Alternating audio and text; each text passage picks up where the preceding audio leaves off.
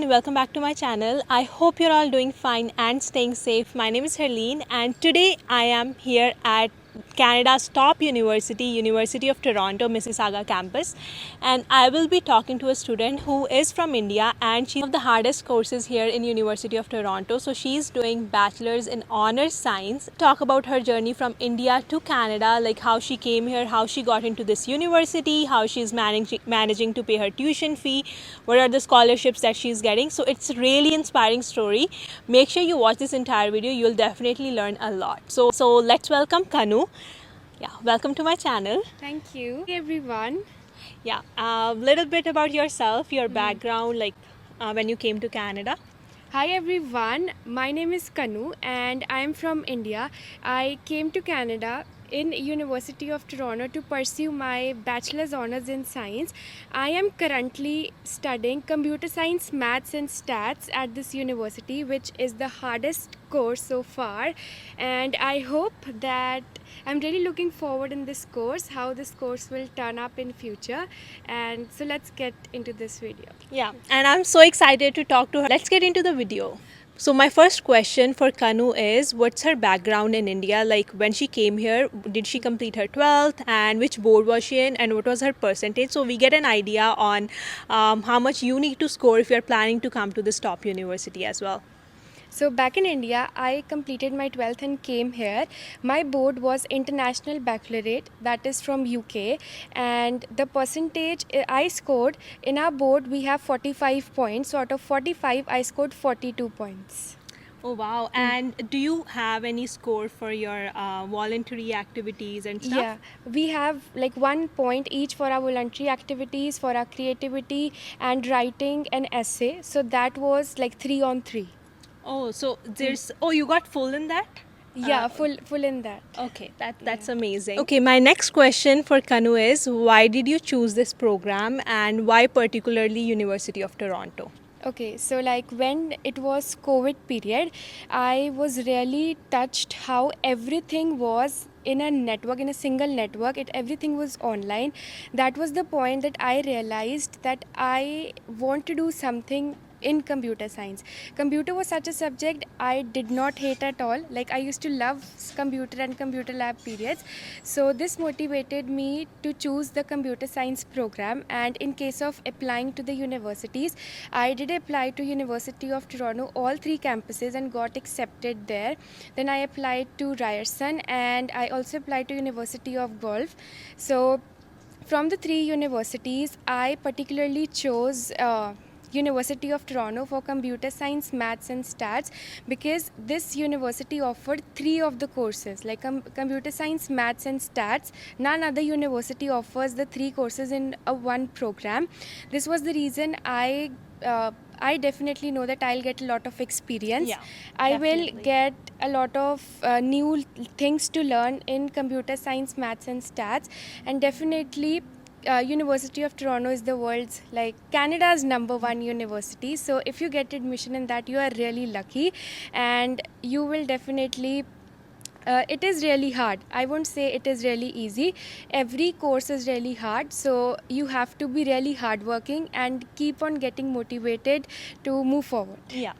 Definitely. So if you get into university like University of Toronto, you definitely are lucky, and you need to work really hard to maintain those grades and keep going. Next question for Kanu is, which is like really common question that I always get asked, like what was her application process like, and did she do that on her own or did she hire an agent? Because agents don't really recommend universities, which is why I want to know whether she hired an agent or did she do it on her own.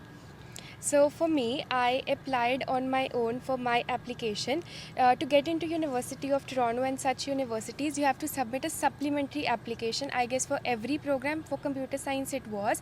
So in that supplementary application, I included all my leadership work, all my community work, and all the voluntary activities that I did. Because these universities, apart from your grades, apart from your score, they really look forward if the student does community work, community involvement, and leadership roles that are much more needed than your grades. And did you do that on your own or did you hire an agent? I did everything by my own, submitting the supplementary application and applying via the OUAC portal, like irrespective of you are domestic or international, the OUAC portal, and rest was the supplementary application. Yeah, that's a great advice for anyone who is looking to come into universities. I would say do your own research because it's not that hard of a process.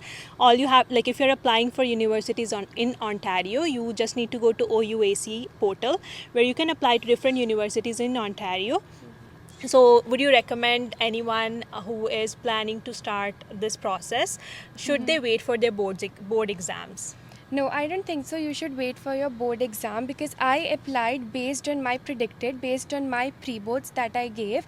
I applied the application and I got into the program. So waiting for boards, I feel is not a good idea. You should definitely submit your pre-boards and you should do well in your pre-boards because these are the grades based on which university will grant you inside the program. Yes, so start applying way in ahead, and you don't need your board exams to apply for universities.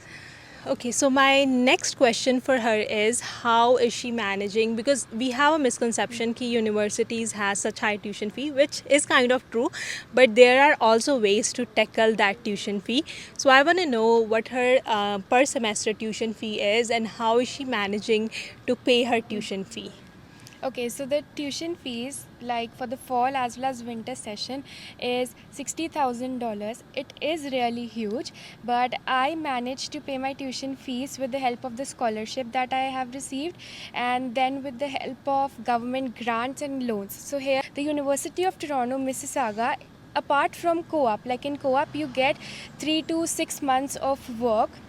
3 to 6 months of paid work experience, but in case of PY program, in your second year or in your third year, you get a 16 months paid internship, which will really help me, I feel, to pay my third and fourth year's tuition fees. So does that mean that for those 16 months you will be earning as well as whatever you earn you can pay your third and fourth year, right? Exactly. So that is amazing. It's kind of a co-op program, but it's longer. It's like 16 months co-op program, right? Exactly. So this is something that a lot of people don't know, and they think I won't be able to come to this university because tuition fee is so high. If you don't get into a co-op program, your university would definitely have internships. So I recommend you should go for internships because these are really helpful. Number one, it'll help you to pay off your tuition fees, and number two, as soon as you graduate, you will be having work experience. That's the best part. Yeah, even I always recommend students to either do internships or co-ops while you are studying here because that's what will matter once you start applying for full-time jobs. So that is really amazing that you are getting government grants and you are going to be part of the 16 months internship that University of Toronto offers. So definitely check it out if you're also planning to apply for top universities here in Canada. Guys, that is pretty much it for today's video, and thank you so much, Kanu, for coming here. My pleasure. Coming here and sharing your inspiring story, her journey from India, like Punjab, to University of Toronto, in like Canada's top university, doing her bachelor's degree. Make sure you leave a comment down below if you have any more questions. We'll try to answer those. And she has her YouTube channel by her name, Kanupreet Arora. So make sure you give her a follow. She'll be sharing her university journey there as well. So that's it. I hope you guys liked this video. If you did, please give a thumbs up, and I will see you in the next one.